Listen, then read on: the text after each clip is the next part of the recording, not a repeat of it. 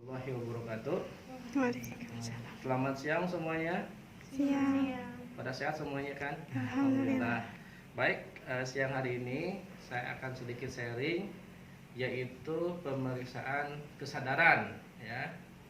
Nah, ada yang tahu kesadaran itu apa? Sekarang hari apa? Kamis Kamis, tanggal berapa? 10 10. Bulan apa? Februari. Siang atau malam? Siang.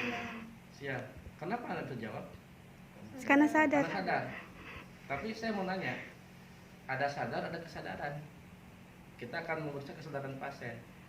Nah, supaya kita satu persepsi, apa yang dimaksud dengan kesadaran?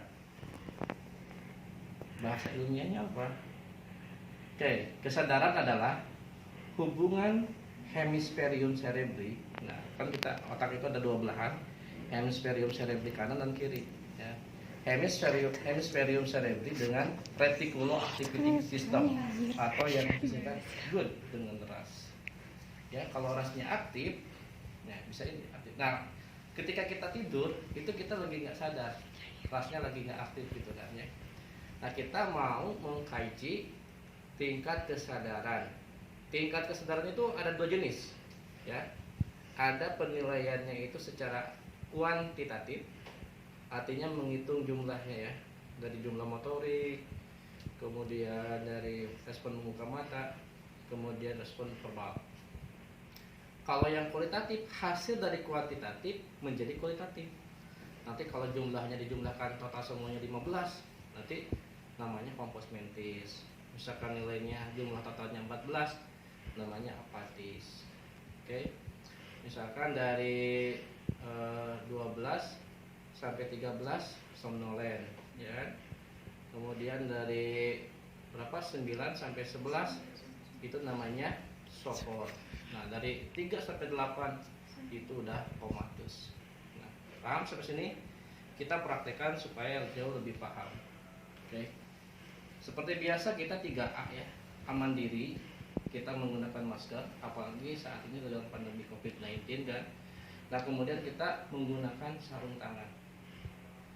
Kemudian setelah aman diri, ya, tadi sebelum bicara sarung tangan kita harusnya pakai cuci tangan dulu ya. Nah, kemudian kita pakai sarung tangan. Setelah itu kita amankan pasien. Pasien posisinya udah nyaman nih. Bapak sesek nggak sekarang? Nyaman nggak tidur seperti ini? Nah, oke. Nah, kemudian aman lingkungan, jauhi alat-alat yang membahayakan pasien. Nah, kemudian seperti biasa kita berdoa dulu ya, supaya diberikan keamanan, kelancaran oleh Tuhan Allah Subhanahu wa taala. Kemudian kita inform konsen. Nah, assalamualaikum Pak. Dengan Bapak siapa? Bapak Cahyo. Pak Cahyo, perkenalkan saya perawat Pian yang merawat, insya Allah yang merawat Bapak dari jam 7 sampai jam 14 nanti siang adalah saya ya. Nanti kalau ada apa-apa Bapak minta bantuan saya, nanti Bapak silakan pencet bel atau nanti sampaikan kepada keluarga Bapak ya. Oke. Nah, kemudian kita inform konsen, sebutkan tindakan yang akan kita lakukan. Baik Pak, saya akan berikan mengadakan pemeriksaan gitu kan. Pemeriksaan tingkat kesadaran ya. Sebetulnya kalau udah kayak gini pasien itu udah sadar gitu kan. Nah, sebetulnya pasiennya itu harus tidur dulu. Kita tahu nggak dia itu sadar atau enggak gitu kan. Nah, tidur ya, tidur dulu ya. Tapi sambil walaupun pasien itu tidak sadar dalam keadaan koma, kita tetap harus inform konsen sama pasien karena kita memanusiakan manusia. Ini tuh kan orang, bukan benda mati ya. Dan menurut penelitian pasien yang koma itu masih mendengar itu. Jadi jangan hati-hati nih, jangan sampai sembarangan kita mengata-ngatain pasien, itu nggak etis dan tidak boleh ya, seperti itu. Nah, baik, kita akan melakukan pemeriksaan kesadaran dengan GCS. Nah, GCS itu singkatan dari Glasgow Coma Scale. Nah, penemunya itu Pak Glasgow. Coba kalau Pak Udin, namanya Udin Coma Scale. Seperti itu ya. Jadi ada yang 3 yang dinilai. Respon, anak harus lengkap. Jadi Jadi jangan motorik saja, jangan. Harus lengkap ya. Respon motorik, respon bahasa verbal, kemudian respon membuka mata. Ya, dari yang paling banyak dulu kepada yang paling sedikit. Ya, paling banyak kan kalau yang paling besar nilainya motorik 6. Kalau verbal 5, membuka mata 4. Ya. Oke. Pak, mohon Bapak angkat tangannya. Angkat tangan, Pak. Angkat tangannya. Angkat tangannya, Pak. Satu lagi, Pak, bisa, Pak? Oke. Good. Ini nilainya 6. Nilai 6, pasien dapat mengikuti instruksi si pemeriksa. Sekali lagi, nilai 6, pasien dapat mengikuti instruksi atau perintah si pemeriksa, itu perawat. Itu nilai 6. Oke. Nah, sekarang yang nilainya 5 ya. Pak, coba angkat tangannya, Pak. Nah, dia diam aja. Ya. Oh, dia nggak mampu nih mengikuti perintah kita. Nah, kita berikan rangsang nyeri ya. Nah, begitu diberikan rangsang nyeri di manu apa? Di sternum, di gini-gini kan. Jangan beneran pasirnya begini. Nah, kalau misalkan dia bisa mendekati arah rangsang nyeri dari pemeriksa atau ya, nilai 5, pasien dapat melokalisir rangsang nyeri. Nah, itu namanya nilainya 5. Nah, sekarang nilai motorik 4. Yang seperti apakah nilai motorik 4? Nah, Pak, angkat tangannya. Dia enggak mengangkat. Kemudian diberikan rangsang nyeri ya. Ternyata dia tidak ke sini, tidak memegang si tangan pemeriksa. Ya. Tetapi dia hanya begini. Hanya begini, namanya fleksi. Ya. Hanya fleksi aja nih. Fleksi aja. Tapi fleksinya fleksi normal. Kan? Oke. Itu nilainya berapa? 4. Nah, yang nilainya respon motorik 3, Pak, angkat tangannya. Dia nggak ngangkat. Oke, begitu diberikan rangsang ya, ternyata pasiennya seperti ini. Coba ikuti seperti ini, seperti begini. Nah, begini. Nah, begitu. Nah, begini diberikan rangsang. Nah, ternyata ketika diberikan rangsang, pasiennya seperti begini. Itu namanya fleksi abnormal. Namanya adalah decorticate rigidity. Ditulisnya decorticate rigidity. Itu bahasa aslinya itu. Decorticate rigidity. Oke. Fleksi abnormal. Paham ya? Nah, sekarang respon motorik nilainya 2. Sudah. Pak, angkat tangannya. Oh, dia tidak mengikuti. Nah, begitu kita diberikan rangsang nyeri di manubriumnya, di dada ya, di sternum. Di sternum, pasiennya bukan begini lagi, tapi begini. Nah, gini.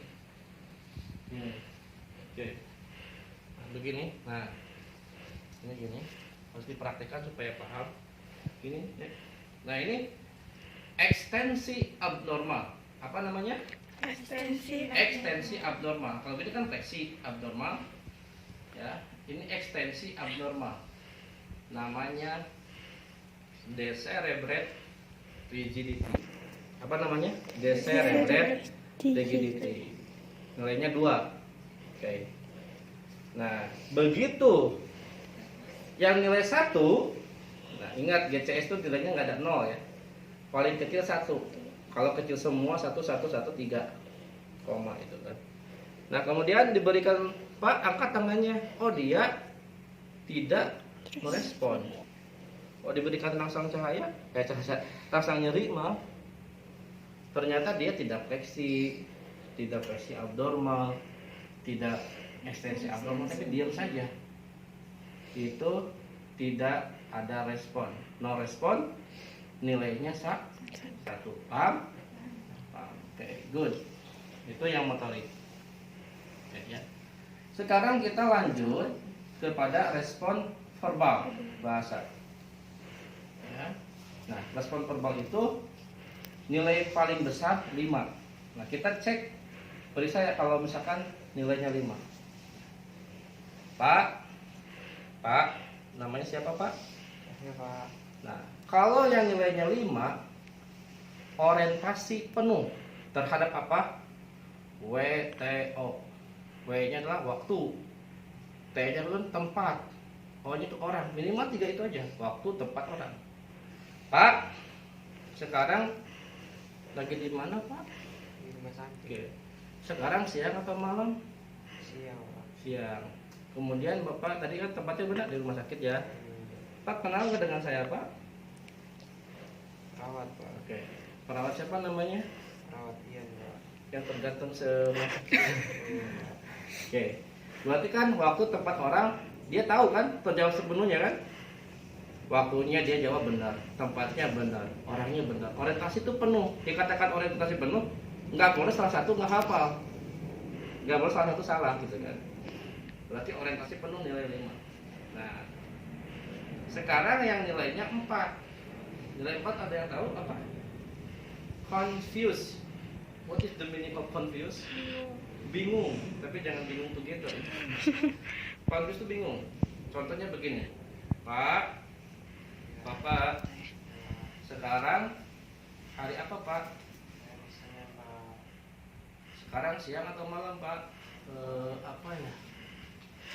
Lalu Peter Pan, kutanya malam, jawabnya siang, ditanya siang, jawabnya malam, di mana? Di bioskop, misalkan. Itu confused, bingung pasiennya, gitu kan? Bingung pasiennya itu. Tapi jangan bingung dua-duanya, sama yang diperiksa sama bingung gitu kan? Ya, nah itu namanya confused ya. Jadi orientasinya tidak penuh. Jawabnya salah, tempatnya di mana, kemudian kadang-kadang tuh ya pemeriksa itu lupa, itu confused nilainya apa? 4. Nah sekarang kalau yang nilainya 3, nilai 3 itu kuncinya ngomongnya kagak jelas. Pak Cahyo, sudah makan belum? Sudah makan belum? Sudah Pak. Jelas, itu masih jelas. Kalau itu vokalnya nggak jelas. Udah, amit ya. Sebetulnya kayak gitu deh. Contohnya ya.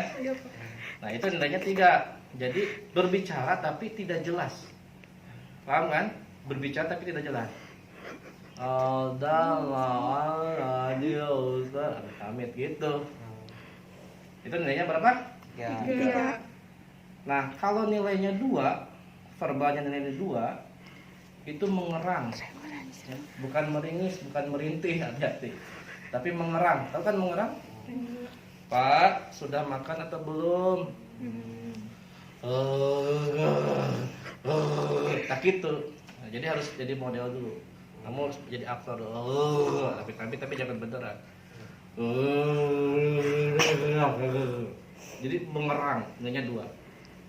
Nah, kalau misalkan nilainya 1, itu kan no respon. Pak, udah makan belum? Diem aja, gak ngomong. Nah, itu nilainya 1.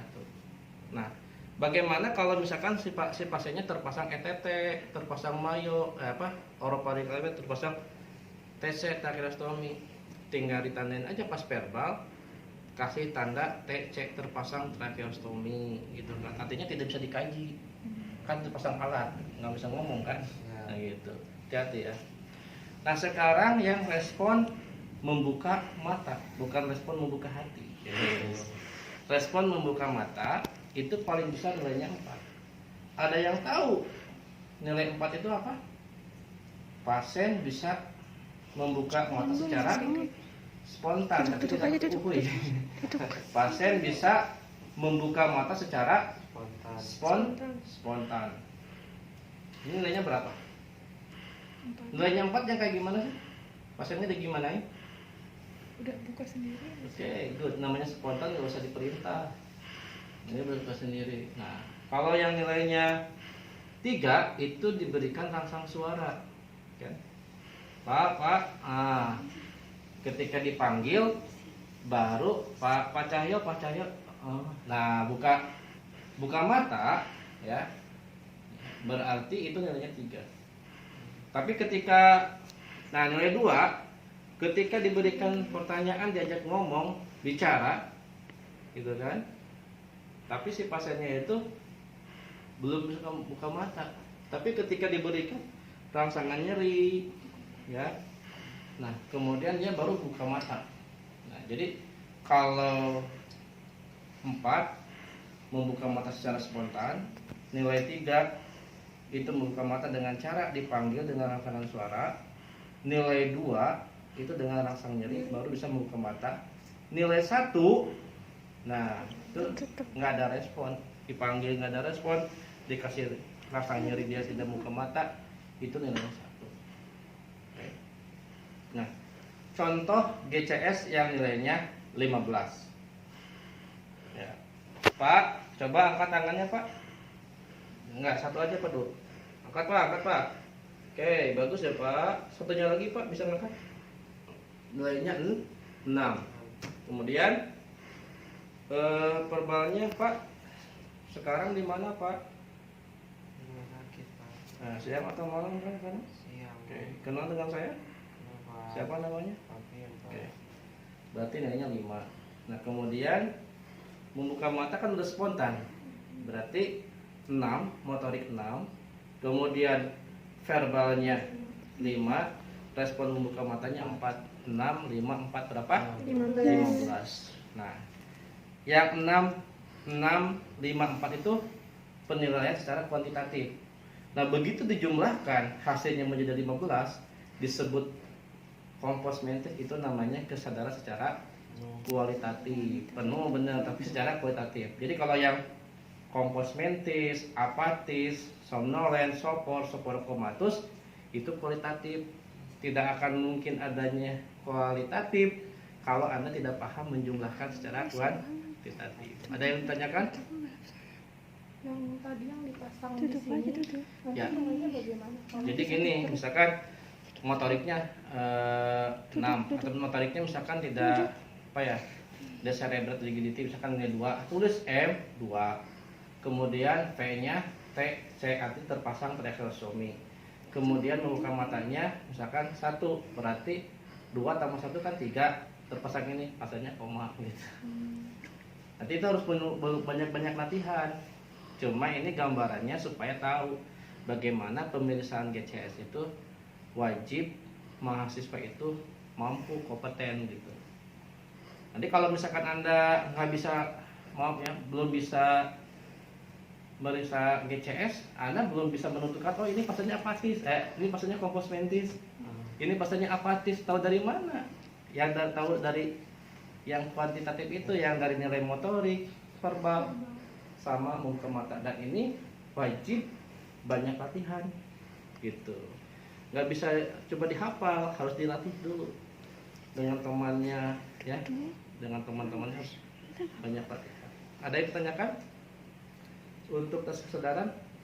Untuk tesnya itu di waktu apa yang tepatnya?